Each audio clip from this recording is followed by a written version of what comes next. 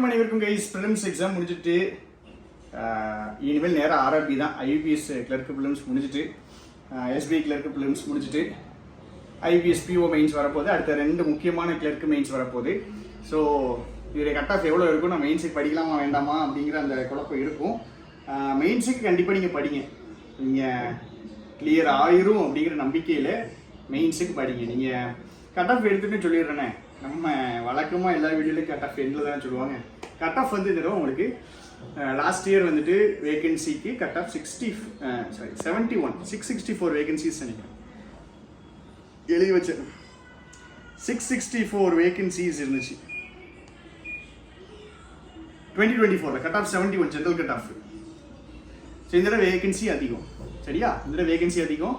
அப்போ cut off 71க்கு கீழே தான் 100% இருக்கும். நம்ம 67, 68, 69 இதுக்குள்ளே எக்ஸ்பெக்ட் பண்ணலாம். அதை விட கூட கம்மியாக கண்டிப்பாக வாய்ப்பு இருக்குது. பட் 67, 68 அது என்னுடைய எக்ஸ்பெக்டேஷனாக இருக்குது.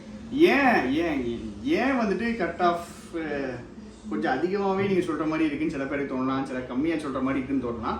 பட் லாஸ்ட் இயர் எக்ஸாமுக்கும் இந்த வருஷம் எக்ஸாம் டிஃபிகல்ட்டி பார்க்கணும். இந்த வருஷம் எக்ஸாம் கஷ்டம், சரியா? போன வருஷத்தை விட இந்த எக்ஸாம் கஷ்டம். ஸோ அதுலேயும் நம்மளுக்கு கட் ஆஃப் குறையும், வேகன்சியும் அதிகம். அப்போ கட் ஆஃப் குறைய தான் செய்யும், சரியா? ஸோ என்ன சார் கஷ்டம் அப்படின்னு பார்த்தீங்கன்னா, உங்களுக்கு தெரியும், எஸ்பிஐ கிளர்க்கு எழுதினவங்களுக்கே தெரியும், எஸ்பிஐ கிளர்க்கை விட இது டிஃபிகல்ட்டாக இருந்திருக்கும். எஸ்பிஐ கிளர்க்கை விட இது டிஃபிகல்ட்டாக இருக்கும். ஃபர்ஸ்ட் டேல வந்துட்டு 3rd ஷிஃப்ட் வச்சு செஞ்சுட்டாங்க. அக்டோபர் 4ல் 3rd ஷிஃப்ட் தான் சம்பவம் செஞ்ச ஷிஃப்ட்டு. அக்டோபர் 4 ஃபுல்லாகவே இங்கிலீஷ் டிஃபிகல்ட். இங்கிலீஷ் மாடரேட்டாக இருந்துச்சு. 4 பேப்பர்லையுமே இங்கிலீஷ் பிரச்சனையாக இருந்துச்சு. உங்களுக்கு இங்கிலீஷ் ஆக்யூரேட்டாக 15 போடணுங்க. அவ்வளோதாங்க, ஆக்யூரேட்டாக 15 போடணும். நீங்கள் ஒரு 20 கிட்ட நெருங்கினீங்கன்னா தான் அந்த 15 கிட்ட வரும்.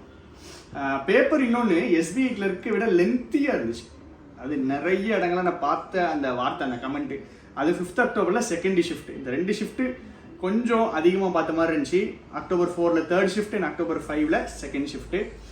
மற்றபடி கட் ஆஃப் வந்துட்டு இவ்வளோ தான் இருக்கும்.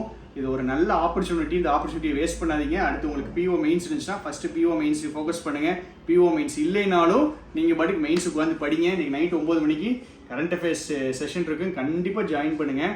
ஸோ கட் ஆஃப் நான் சொல்லிட்டேன். இனிமேல் நம்ம இறங்க வேண்டியதாங்க. இன்னும் ஒரு மாதத்துக்கு எனக்கு தெரிஞ்ச எக்ஸாம் இல்லைங்க. இன்னொரு 1 மாதத்துக்கு எக்ஸாம் இல்லை.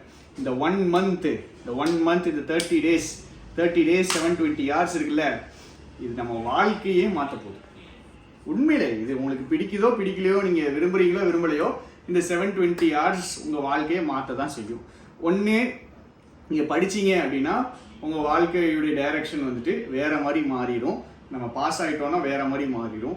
பாஸ் ஆகலை அப்படின்னா என் வாழ்க்கை எந்த டைரக்ஷனில் போகுதோ அதே டைரக்ஷனில் போய்கிட்டே இருக்கும். இன்ஃபேக்ட் மோசமாக கூட போகும். ஏன்னா நம்ம எல்லாருக்கும் இன்ஃபினிட் டைம் இல்லை, இன்ஃபினிட் ஆப்பர்ச்சுனிட்டிஸ் இருக்காது.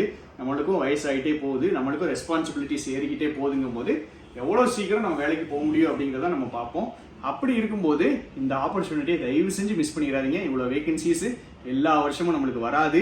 நல்ல ஒரு ஆப்பர்ச்சுனிட்டி, ப்ராப்பராக உட்காந்து படிங்க. 1 மாதத்தில் நம்மளை மாதிரி எவனும் எஃபர்ட் போட்டிருக்க கூடாது. உங்களுக்கு எவ்வளோ மூளை இருக்குது, எவ்வளோ கெப்பாசிட்டி, கிராஸ்பிங் கெப்பாசிட்டினா செகண்டரி. நான் எஃபர்ட் போட்ட மாதிரி எவனும் எஃபர்ட் போட்டிருக்க கூடாதுங்கிற மனநிலையை கொண்டு வாங்க. நாளைக்கு ஈவினிங்குமே நம்மளுக்கு ஒகேபுலரி நடத்தான்றதுக்கு மறக்காமல் வந்துடுங்க. Thank you, tata, bye by.